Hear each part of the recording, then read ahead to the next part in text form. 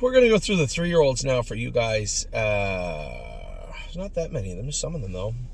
So these are 3-year-olds turning 4 that we have. A handsome face. Tried to sell this guy. He wouldn't leave. And he didn't race that horrible the other day. I wouldn't say it was a huge step forward, but baby steps. He was better than he had been in the past, and I was remotely happy with him.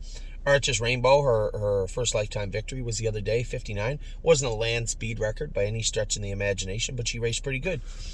Atlas Hanover raced good again to finish 4th. Just got beat for 3rd. Was last at the 3/4 pole in 53. I thought the horse raced amazing. Blue Tesla, Bravura, they're both getting ready to go. I thought they both trained well this week. Be another week, 10 days before they're qualified and ready to rock. Dustin Hanover's ready to go now. I kind of wish I had went with him the other day. He trained awesome the next day in a very cold morning. But then this week, I have to be in Pennsylvania, so I can't qualify Dustin, although I don't think he's a real tricky horse to qualify. He was amazing the other day training. Very happy with what I saw from Dustin Hanover. Gemstone Ruby Rose qualified. I think we'll come back with a schooler for her. I want to have the vet look at her. She looked to me like she was a little rocky, a little hikey.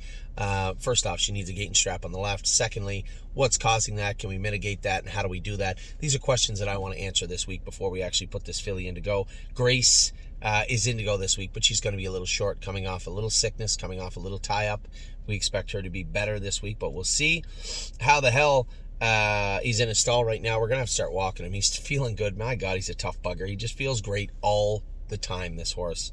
So I think we're going to start in the next week. The vet had asked that we did his knees with a medication called Noltrex. Should really help with the cartilage in his knees. And then give him another 3 or 4 days, maybe just... And when I say on the walker, I mean walking, not jogging. Just walking. Just get some fresh air is pretty much what we're going to do with How the Hell. J.K. Mickey Mantle was great the other night. Showed that he's got some pop. Finished up strong. Passed some horses. Looked like he wanted to fight. Especially when we see horses like even No Free Lunch that has excelled so much as even a 5-year-old. Things look good for J.K. Mickey Mantle and our crew. Kind of Classy's a new horse to ours. It's a horse that Jacob Schaefer sent over here for us to train back. We'll see how she does over the next little while. For now, she hasn't done a whole lot other than jog and train. Maybe she'll start training in a week or so.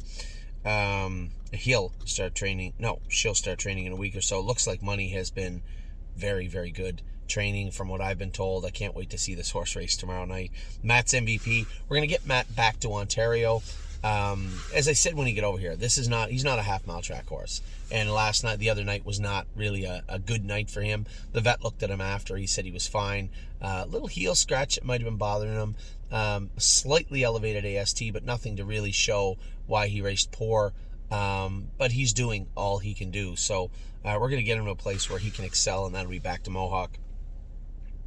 Procrastinator must be getting close now. In truth, I haven't talked to Harry, but 3 weeks ago he'd been in 18, so he's got to be getting pretty close to taking him to Mohawk and potentially schooling him soon. Red Overbach, the plan is to race him next Thursday in Pennsylvania. If we're one of my partners in Red Overbach and you own more than 4%, you will need a Pennsylvania license for next Thursday, so keep that in mind. Little in the back of your mind, please. Red Overbach will be racing next Thursday at the Meadows. Will he stay there? I don't know. The plan is to bring him back to Ontario right after that. Matt's MVP for sure, will be heading back there. Renegade Gypsy, we got to the bottom of exactly what happened in his recent race. Tie-up, his AST was over 3,000, so quite a bit. More than enough to show the race that he showed. So he will be training this week. I don't know if we're going to have him back in to go. Well, I guess we'll see how he trains Wednesday morning. That will be a key indicator in how his blood looks on Wednesday if he's back in to go the following Monday. Resolute Bay raced good. I wouldn't say it was awesome, but that's not his trip. First over to begin with, trying to chase down an aged horse with some talent. Not an easy thing to do. So I think Resolute Bay, he's better with a big field and a decent half, not a short field and a slow half. It's not really his cup of tea. Stonebridge Acadi's racing tonight, so good luck to him. There's a horse that could end up anywhere. Mohawk. I don't think we're going to leave him on the B tracks racing for $7,000 or $8,000 Canadian when he can be racing over here for at least 30% more at Northfield or the Meadows. So if Stonebridge Acadi continues his forward advance, you'll likely see him show up at Northfield Park or the Meadows, one or the other. I would say. That's not a guarantee. Unbeatable Kemp is going to race Monday night at Mohawk. I'll be driving Kemp because James will be driving Looks Like Money. Looks Like Money's probably ready to go a real good mile. Kemp is ready to trot, but I'm not going to expose him. He's probably going to get away 5th or 6th, be 2nd, 3rd over. We'll see how he trots on the end of it, but still lots of work ahead for Unbeatable Kemp, and I can't wait to see this horse race all winter long. World for Two. Training down now. I know he's been in 25. Tom had asked, has he only been in 45 or 50? We're not going to train any of the 3-year-olds their first trip back in 45. It's just not going to happen. Or 50. You're probably going to see 25 or 30. That's a walk in the park for a horse that's taken a mark of 51. And there was no particular lameness issues that turned him out. His feet were bugging him a bit. He looked like he might have been a little bit worn out, but there was no issues in that regard. So World for Two, I suspect, is a good... You might see him qualify before 2023, but if not, it'll be shortly thereafter. So those are your 3-year-olds. I'm going to get with the 2-year-olds in just a minute, and then a much longer list that is the yearlings. But first, we'll start with Absolute Euphoria. 2-year-old, just a second.